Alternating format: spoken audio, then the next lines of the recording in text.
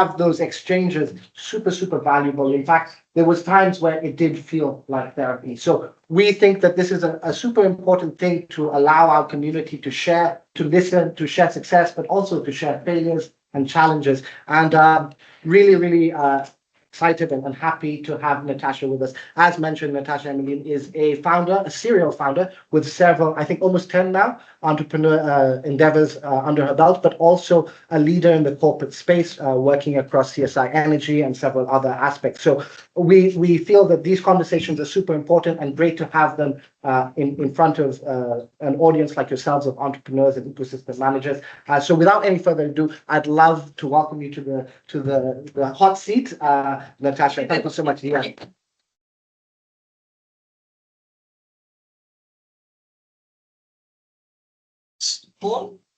Yes. So today's topic is actually about the many hats of a founder, and one of the things that resonated with me was as we are progressing in our program, our founders are now moving from business design to marketing, and they're going to have to learn new skills, put on new hats, have a different way of thinking, which is a challenge, but it's something that's part of the game.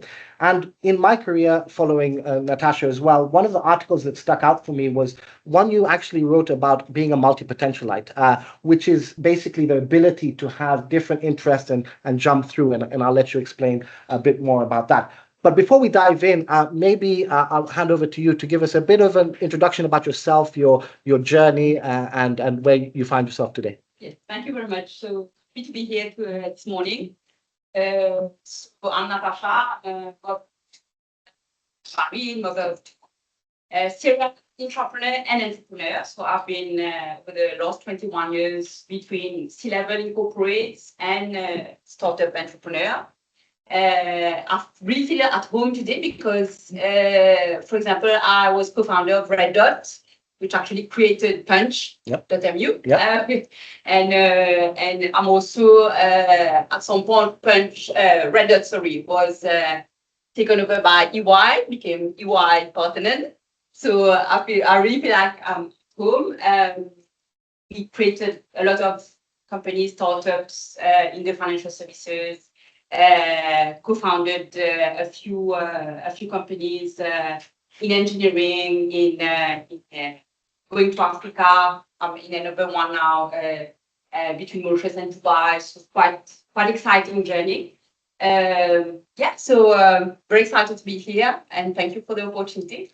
Thank you so much for joining us. And I really feel like as a leader and an example in terms of being an entrepreneur in Mauritius, I think we need to share the experiences and the successes. And I couldn't have think of anyone better to help our audience and our cohort understand, what it really takes to grow a company and to take on those many hats. So maybe I know I touched on it, but maybe what do you see as being a multi-potentialite or having those ability to wear those different hats, and how did it affect your entrepreneurial journey? Yes. So in the context of Mauritian, the culture, I've always felt that I was a bit different from the others. A lot of people and organizations in Mauritius really value deep expertise in a specific domain. So experts in Mauritius are like gold. Yeah. And I never really felt an expert myself. I've tried to become an expert, but every time I was deep diving, and I was diving quite far, I started getting bored very easily because I was interested in knowing how the world works and knowing about like HR, marketing, tech, and operations and engineering. And every time I was really like, I wanted to know how all the dots were connecting. I wanted to know about startups, about corporates, about how the government is working and so on. And I was always feeling a bit weird because there's that right here where everyone is like deep diving into CFA or into accounting or whatsoever. I was the one like saying, no, I want to know. And I need to make sense of everything that's happening because I see things working in a certain direction, decisions are being taken in a specific direction. I wanted to know why it's happening this way. So this is what I call multi-potentialite, right? One year I came to this TED talk with these women talking about multi-potential, and people like myself who really had a vast area of interest, but and always looking for better understanding of how it works.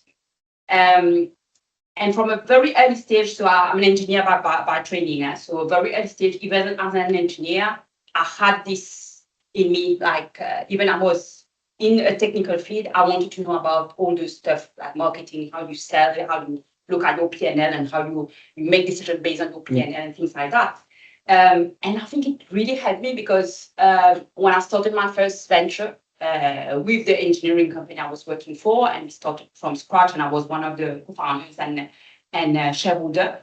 I used everything like I learned about marketing, about sales, about financials, and so on, HR to build a team.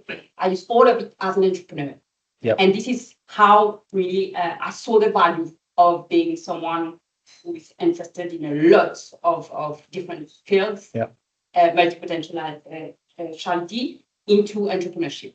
I love it. And I think, entrepreneurs in general are curious. And I think that curiosity, when you allow yourself to, go down the different roads, it sometimes feels like I think the saying goes, master of no. So, you do lots of different things, but you master none, which is somewhat frowned upon in our society, like you say, with the experts. But what I'd be interested to know is, like, with your background in engineering and everything, like, what do you think was your most surprising hack? Like, so what area did you find that you were like most unsure about entering, maybe, or you didn't see yourself? I mean, for me, it was fine. I used to hate finances. I used to profit and loss. I used to, it was the worst thing that you could possibly do to me on a day. But after being in the industry, I learned that it's so fundamentally important that you need to take those skills and learn from them. So maybe for yourself, what was your most surprising hack?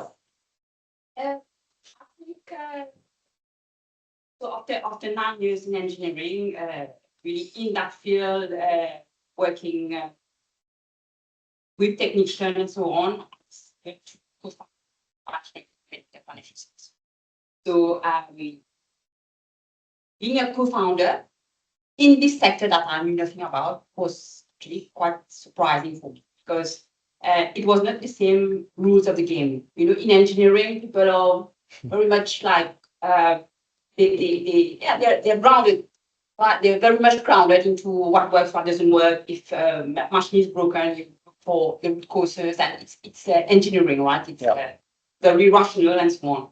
And then you go to financial services. And then it's another rule of the game. If you don't have the biggest score, you're down. So I was like, at that time, I was parking my car, and of course I didn't have the right attire. I was co-founder, deputy CEO of a management company. So with people with 20, 25 years of experience in financial services. So I had to prove my worth. Yeah. I had to wear the right attire, buy the right BMW, and follow the rules. So it was very surprising to me how different sectors have their specific rules of the game, and you need to adapt to those rules of the game because otherwise, I mean, although you would like to stay yourself, of course, you always want to say, okay, I need a company where I can fully 100% myself, but it doesn't work that way. And it's very interesting because even when you're a startup and you're trying to sell to corporates, it's also about, yes, you are a startup and you assume that, I mean, you're 100% happy to be a startup. But if you want to sell to the corporates, you need to understand the game of corporates. And you need to be able to talk to them at the same level, right? Yeah. And this is, I think, the trickiest part when you want access to market, access to, the corporate respecting you and opening their doors to you. Because where you're too young person, let's say, coming and talking about AI and tech and so on, and how beautiful your product is and how helpful it will be for the corporate, but you've never been, known in this market, it's very difficult. So for me, what I learned from this has been quite surprising. It's that you need to learn the rules. You need to learn the rules. You need to be able to pitch at the same level of the person in front of you, even if you're asking for something. Yeah. But super interesting. And I think, it aligns with some of the stuff we tell our founders in the program, which is speak their language. In the sense, we as founders tend to speak in solutions, what we know, what we want, but it's really important to also understand how to speak the language of your customer, whether it be a corporate or even an individual, but super important. I also wanted to maybe go back on something you said there, and I think this is something that, look, we all feel, no matter how much we admit it or not, we've all felt it in some way, which is that almost imposter syndrome. You speak about, parking your cash guy in between two BMWs. Do you feel like you have the right to be there? I think those are emotions and challenges that we all face as entrepreneurs, but we don't often speak about them. We kind of just fake it till we make it. There's this bravado that you have to put on, and it can be quite challenging. And particularly with yourself working in a very male-dominated space, I think there's additional challenges there. So maybe just to speak on that, like, how did you feel any imposter syndrome? How did you manage it? How did you grow with that? And yeah, what's your experience been?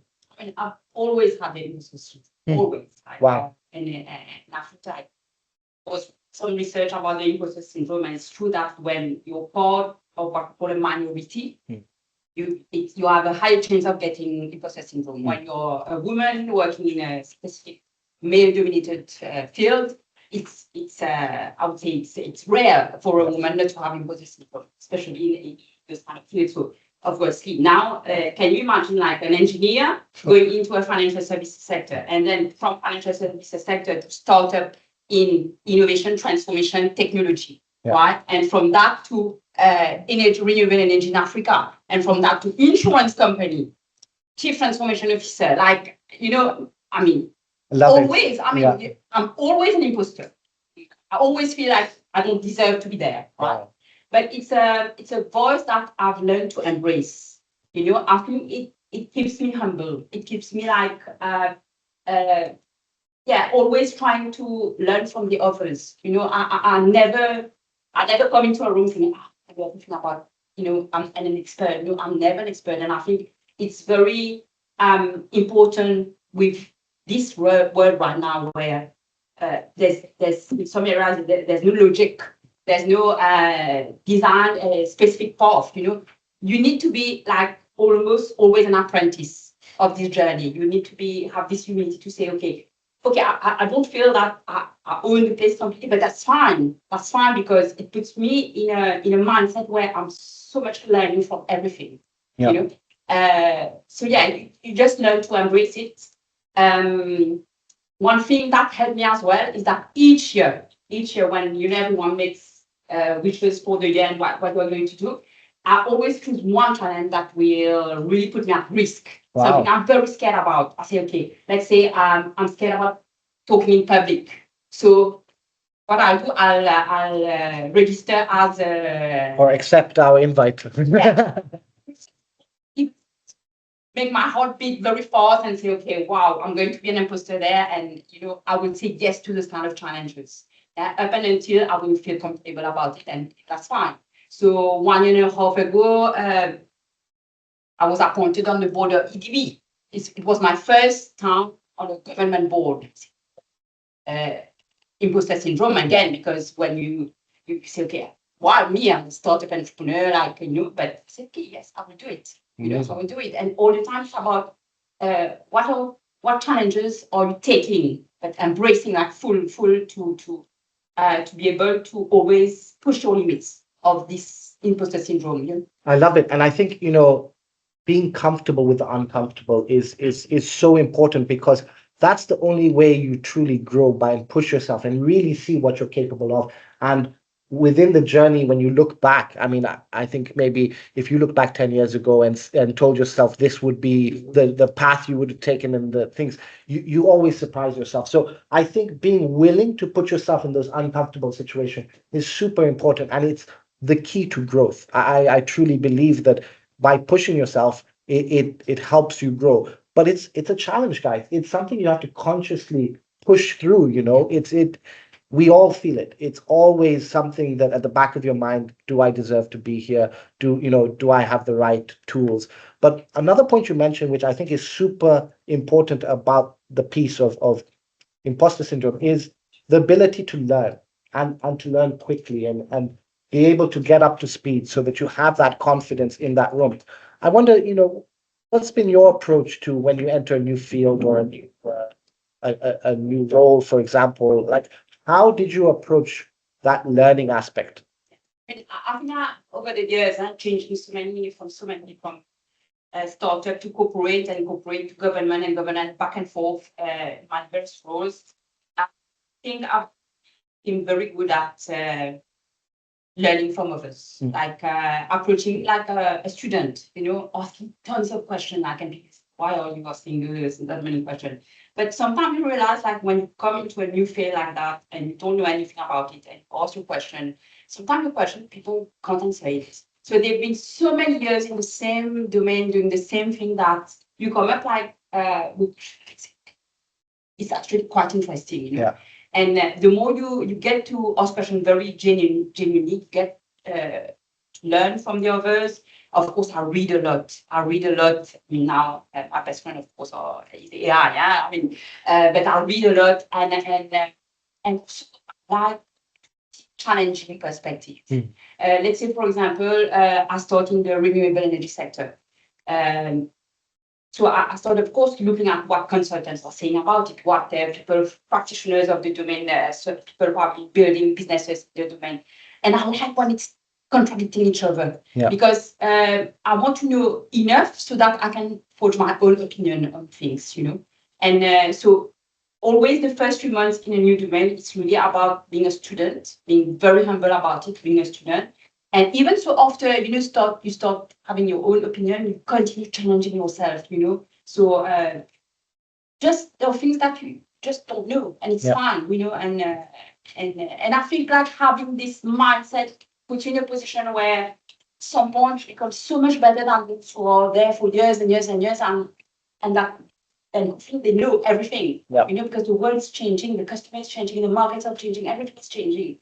So true. And I like 2 points you mentioned there. One is the humility aspect, being humble enough to ask the question is super important, and then learn from it. Because I think a lot of times we feel like we can't add value in a new space. We feel like, oh, I don't know enough to give my own opinion. But your opinion, your perspective is valuable. And I think, owning that is important, but being willing to ask the questions. And that kind of leads to the other aspect, which I fully align with you. Personally, I truly believe that a difference in perspective is what breeds innovation. I think having those different perspectives is what gives you the best solution. So being willing to be humble enough to ask the question, but also confident enough to know that you bring value to that conversation is super, super important. I think your journey has been super unique. I think you have been a leader in the corporate world. You've been an entrepreneur. You've been an entrepreneur. You've had to wear multiple hats all the time.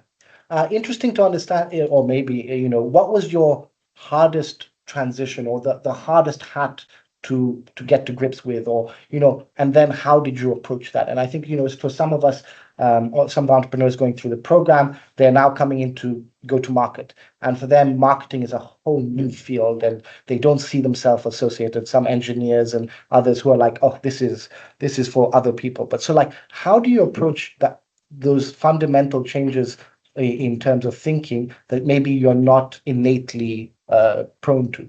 Yeah. So I think, I mean, everything was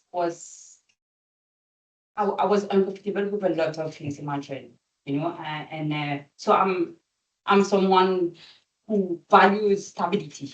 Wow. I like being a stable family, a stable, it's straight to counterintuitive, but stable friends, stable family, and I like my routine. I have a very strict routine, morning routine. So I love stability, and I think when I started building, I was very privileged to start building from as an entrepreneur, right? So I had all the funding from the organization I was working for to start my journey in entrepreneurship. But then I think the biggest breakthrough was when I started on my own, like Red Dot, was bootstrapping. For the first few months, I think for the first 4 or 5 months, we had no salary. And this was very tough because, of course, you've learned marketing, you've learned sales, you've learned financial, you've learned all this. But when you don't have money, coming to your bank account, and you have to literally tell your children, now we are going to stop buying shoes or a bag or so on. We are going to repair. We are going to, you're going to wash my car because I can't pay someone to wash my car anymore. So it was a big shock for me and for the family, right? But such a learning experience because you realize that you're spending so much on things that you don't need to, and you just scale down your own personal expenses, focus on what matters, and then try to find this product market fit like crazy, and pivot again until you are able to find a market and sustain your salaries and so on. But yeah, this was my and I think that speaks to the resilience you need, the ability to be willing to take risks. But I think something that sometimes annoys me is like the narrative where entrepreneurs were just risk takers. It's calculated risk. You need to be aware of the risk you're taking. You need to be willing to compromise where you can. And I think everybody is different. Some people can compromise in some areas, others that's non-compromise. So you have to know yourself in order to be able to have that journey. And you tend to either get conflicting advice. I don't know about yourself, but for me, when I left the corporate world, everybody was advising me like, don't do it. What are you doing? You're leaving a stable job, really good income, a company car, like you've got security, like why take the risk? And I wonder, that uncertainty, did you ever feel it? How did you deal with it? What helped? I mean, always, but at the same time, a lot of people are very sad and unhappy in their job, in their corporate job, right? And they don't feel they don't feel that it's for them. At the same time, they are saying we don't have a choice. I think what I like about life is that we always have a choice. I mean, when I bootstrap my business, I had loans like everyone else. I had kids like everyone else. I had commitments like everyone else. So, and I did it. Yeah. So I think with all my financial commitment, I was able to do that, and it gives you actually the grit to continue in the journey, to find to sell, to find contracts, to try your best to get out of the market there. But you always have a choice, and this is, I think, key, because if you go into life and saying, oh, I hate my corporate job, really, but I don't have a choice because I have loans and kids and so on. I mean, this is so sad. Yeah. The golden handcuffs, as they call them. In the sense that you put up with that because you feel there's no other way, when there's always another way, and choices are so important. One thing that I find really, again, something that we struggle with a lot, I think, if you look at yourself now, you have such credibility, such presence and grace in the industry. You're well known. You're very trusted. But establishing this credibility comes with a lot of challenges, a lot of work, and especially when we're first starting out. Even if you're moving from a field you may be well versed in, you're still starting something new. You still have to build that credibility, and it may be in an area that you don't have a background. Let's say you're from engineering to financial institution, and I know you're working on another project in that space as well. But how do you approach building that credibility? Was it a conscious decision for yourself to, put yourself in those situations? So what was your overall strategy to build your credibility or overcome the challenges that you have in industries? Learn from a stage that there's one thing that will always stick with me all my life, particularly in a very small market like Northwest, is my reputation. Yeah. Right. So I've built from a very young stage my work ethics.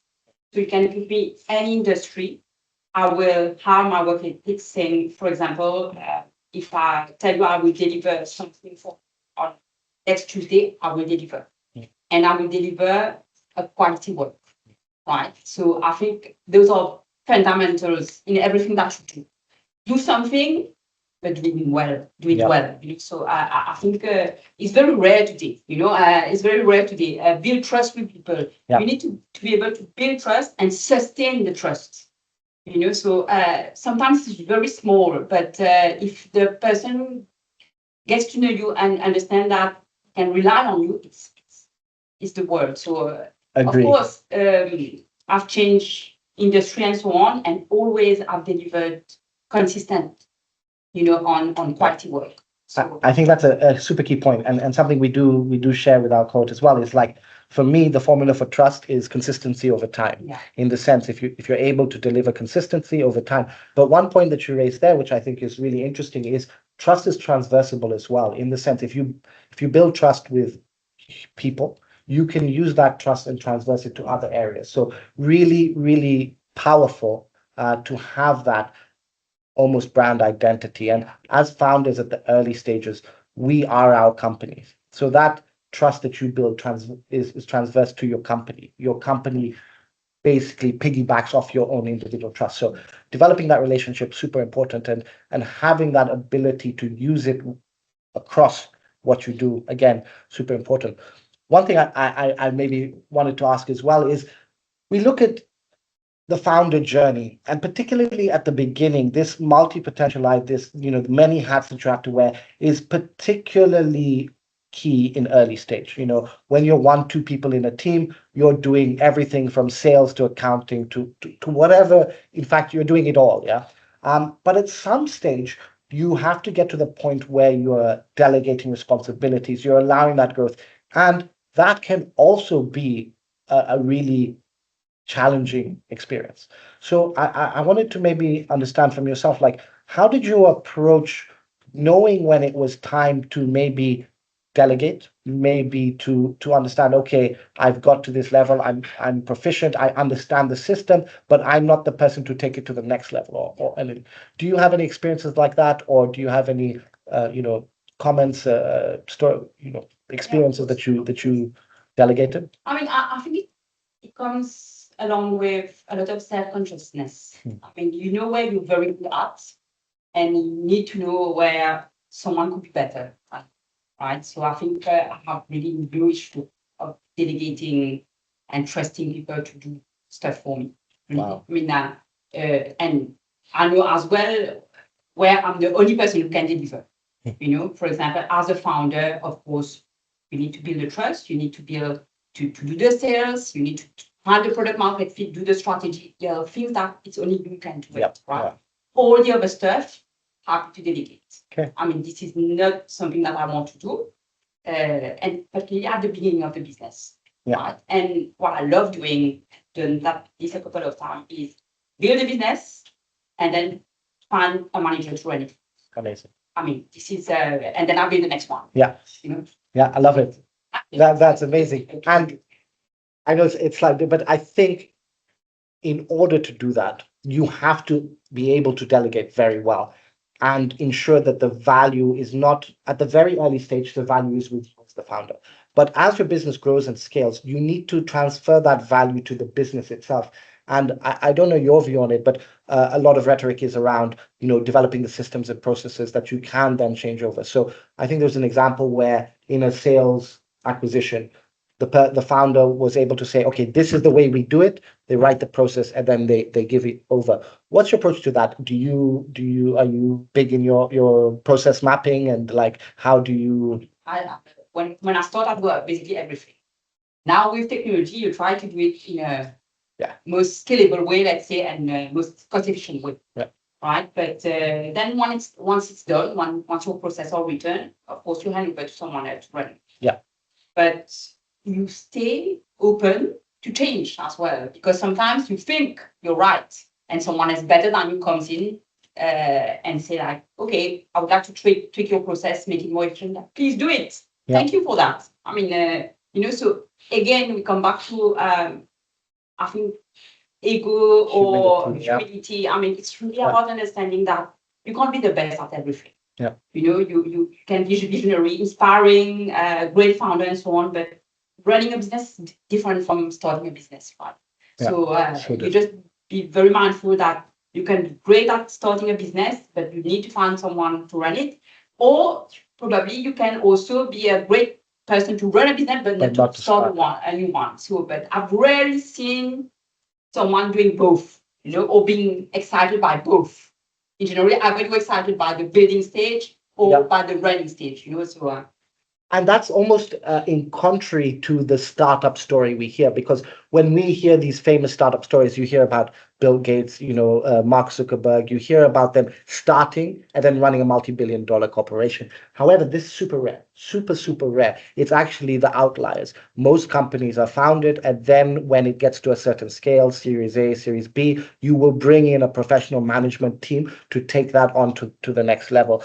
So there's some self-awareness there. There's also, that the ability, the humility to stay open and allow those changes, which sometimes we struggle with as founders. You don't want to let go of it because it's your baby at the end of the day. You've worked so hard to put it in this, and the risk of somebody else messing it up becomes more and more challenging to yourself. I maybe wanted to ask, excuse me, do you ever felt you held onto a hat too long? I didn't have the chance to have a whole too long. Okay. Okay, interesting, because I think, there's sometimes where we tend to feel that our values only in one area or one hat, and then we want to do that above, like you say, the strategy, the understanding, and you try and still do the sales calls, for example. So I think that's really important, and maybe one of the many areas that led to your success and how you are able to delegate. But any advice on people who struggle with that delegation? Anything that you can say that would help people be able to let go more easily? Yeah, I think talk about my morning routine. In my morning routine, of course, there's exercising, but there's also a lot of meditation. And for me, being grounded, being very much aware of your limitation, of your opportunities, of being grateful for the others, be able to recognize that people are just better than some areas of the business. I think a founder has to have this routine and this self-consciousness and this ability to delegate and hand over to someone else when needed. I mean, that speaks a lot to me. I also consider myself a multi-potentialite, in I have a lot of fields that I enjoy learning more about. It, go down the rabbit hole, 3 a.m, you're still researching.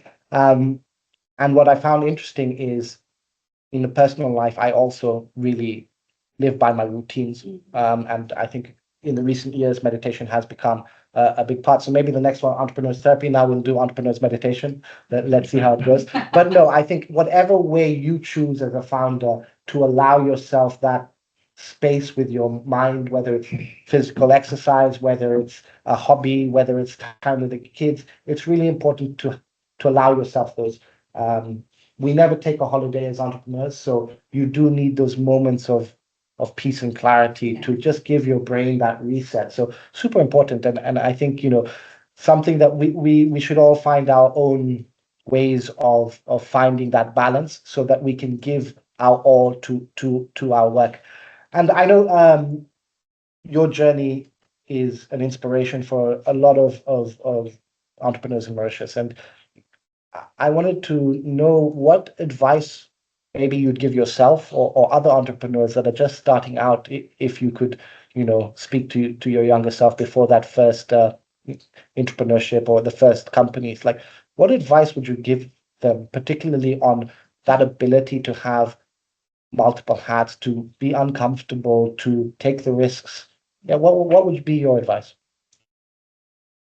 One thing that helped me a lot in this journey is that I've learned from the very early stage of my career to be organized, very organized.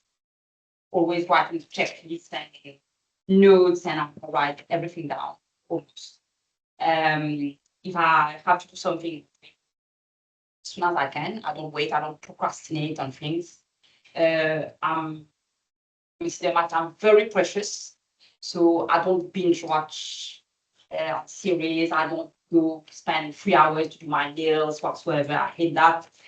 So every time I have the opportunity to, every single hour is about choosing how to spend that 1 hour.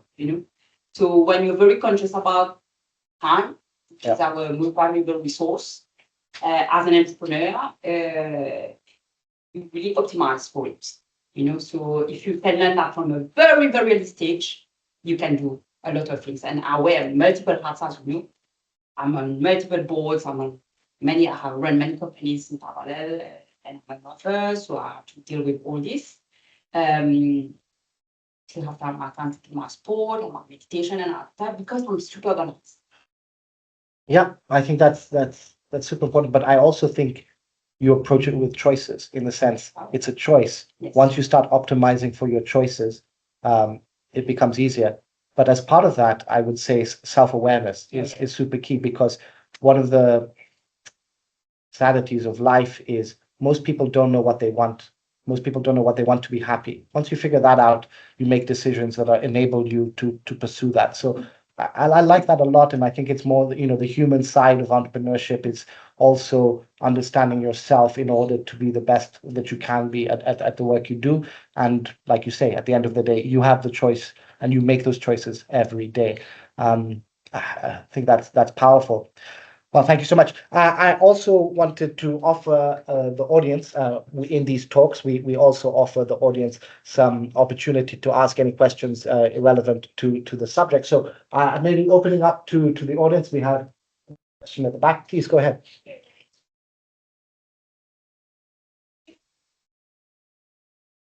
When you talk about how do you validate your decision making? Like, how do you escape the anxiety that can come with overthinking and second guessing yourself?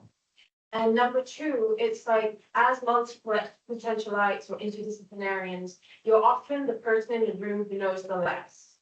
So how do you then become comfortable and confident enough to manage other people? Thank you for the question. So first about imposter syndrome. So I think how you make a decision, I think data helps. Like when you're having an idea, for example, or you have to make a decision, and of course you make assumptions on the decision. I don't teach you that, but you are you will know that to kind of put it at the test. Test your assumption. That's it. Look at the data. And data, if you've done well, of course, if you take the right assumption, you've done well, it doesn't lie. So it validates whether you're taking a good decision or not. Right. So, and then imposter syndrome, like just let the voice talk, But it's true that meditation helps a lot, because when the more you meditate, this voice becomes lower. You don't hear it anymore. You have a background noise, and you just embrace it. It's always going to be there, but it's fine because we're able to focus and move on. So yeah, I think it's part of the game as well. I think in terms of that, uncomfortable is a feature, not a bug, in the sense that if you're not uncomfortable, if you're not being put in that situation, if you don't feel inferior, then you're in the wrong room. I think one of my early learnings from entrepreneurial life was when I was my first venture. I hired people based on more like, do I enjoy being with that person? Can I manage them, kind of thing. And now as I've grown, it's like I want to be the dumbest person in the room to learn as much as I possibly can. So it's not to try and be like, I never want that feeling. It's like, how do I use that feeling every day to better myself, so that you can be in those rooms with confidence. And you need to have that voice. You need to let it talk, but just tell it, okay, fine. now to your second question about multiple potentiality. So two sides of it. Sometimes, let's say, for example, I became at some point the chair of street property, still on it, and it's properties, hotels, chain, and so on. It's a listed company, so obviously it was new to me at that time when I came in. And of course, in the room, you have everyone from the sector. I have to chair the board. Imagine the ecosystem. So it's about not pretending to know it all. It's about asking the right question with genuine intention to help. And suddenly mean, it's not rocket science. You talk about a subject and you have a genuine question because you might not know as deep into the technicality of the business on that day, but you know other stuff because you've been the one looking at tech, looking at everything what's happening in the world and understanding like how digital marketing is done, and we're just asking genuine questions about how you manage your risk. Why do you have a risk register? Can I have a look at it? Oh, you don't register risk. So things like that, and suddenly everyone's saying, "Oh wow, no one has ever asked us those kind of questions," and now it's it's not a risk register, So and then meetings of the meetings, you realize that you own the space because people can take value, even if you're not a technical expert in the domain. So, but be genuine in your question, genuine in your intention to help always.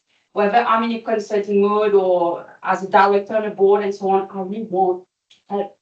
And this is, I think this reflects, into the conversation.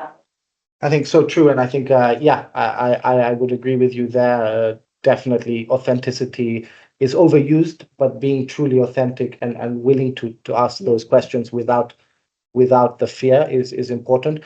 But also valuing your own inputs, and at the end of the day, despite what industry you play in, despite the fundamentals remain the same.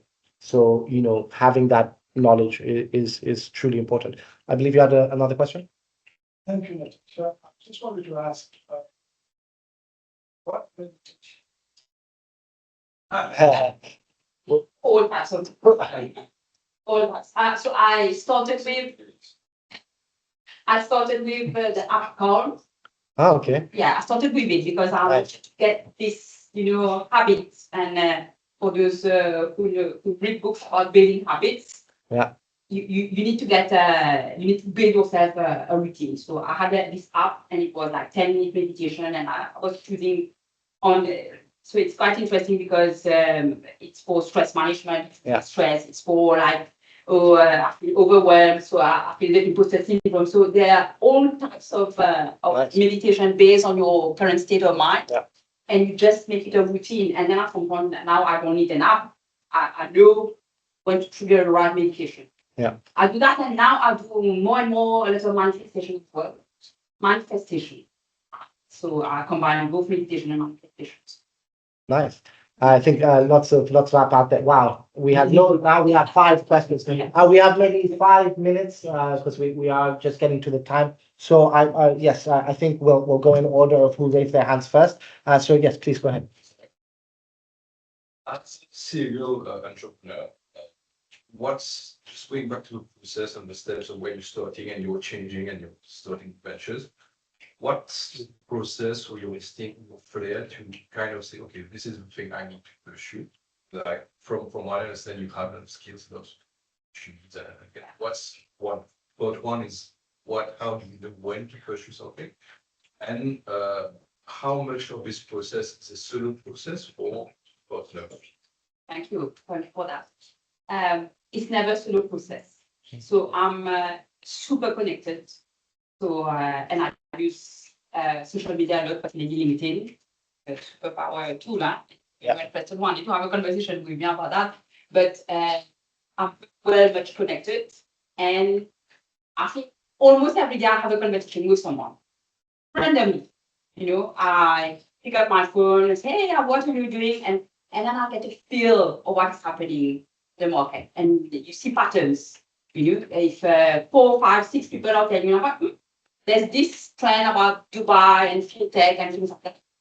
Let's try to see. So it's never a solo process because otherwise I've invested myself. I've invested money into startups that went completely bust because it was the idea of the founder, and the founder thought most brilliant idea, but he never spoke to anyone about it. So I've learned that you should never do that. Use the genius mind, and just you need to test. I would also add that there's never certainty. There's no like, oh, this is what you should go for or what. The as we were talking about off the podcast is shots on goal. You have to be willing to take the shot, knowing that there's high likelihood of failure. Yeah. because if you don't, then you'll never know. So it's not like, oh, because I have XYZ, then this is the right opportunity for me. You'll never know. Timing, so many different things out of your control that you can't. So it is the ability to be willing to take the shot. Because if you don't take the shot, you won't score. Yeah. So, and it'll take 10 shots to get one. So you need to be willing to take that. And I think that comes with what we're talking about, which is understanding risk, understanding the calculations behind what risks you take and what are the opportunities, how to look at those opportunities. I think we have time for one last question. I believe it was if you'd like to ask a question. Yeah. What she says, can hear things say as a pioneer and an adventure. Yeah. Adventures, but behind seems there's an idea. I would mirror that. I would definitely say the same. And I think that also drives to entrepreneurs now is like that self-awareness, that ability to know what your mission is, what you want to do, how you want to change the world. I think we're all dreamers here. All entrepreneurs are dreamers. And I think being able to have that mission is super powerful to sustaining the drive of resilience, because it's hard. There's times where you want to fail, you want to quit, you want to take the corporate job so you can buy the kids' shoes, and And you hate it after 3 months. exactly, yeah.